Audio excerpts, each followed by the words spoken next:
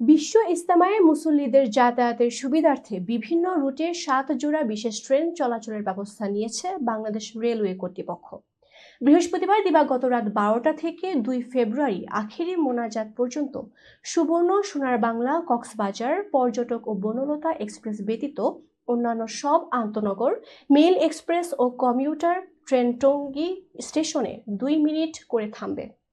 রেলপথ মন্ত্রণালয়ের জনসংযোগ কর্মকর্তা রেজাউল করিম সিদ্দিকীর সই করা সংবাদ বিজ্ঞপ্তিতে এসব তথ্য জানা হয়। বিজ্ঞপ্তি অনুযায়ী শুক্রবার জুমা স্পেশাল নামে 1 জোড়া ট্রেন চালানো হবে। জুমা স্পেশাল 1 ঢাকা থেকে সকাল 9:30টায় ছেড়ে টঙ্গী পৌঁছাবে সকাল 10টা 15 মিনিটে।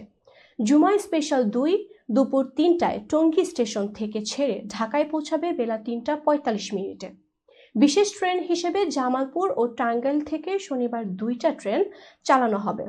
এর মধ্যে প্রথম ট্রেনটি জামালপুর থেকে সকাল 9টা 15 মিনিটে ছেড়ে টঙ্গী স্টেশনে পৌঁছাবে দুপুর 2টা 15 মিনিটে। দ্বিতীয় ট্রেনটি টাঙ্গাইল থেকে দুপুর 12টায় ছেড়ে টঙ্গী পৌঁছাবে দুপুর 1টা 20 মিনিটে। এছাড়া আখেরি মোনাজাতের দিন রোববার ফেব্রুয়ারি পরিচালনা করা হবে 10টি ট্রেন।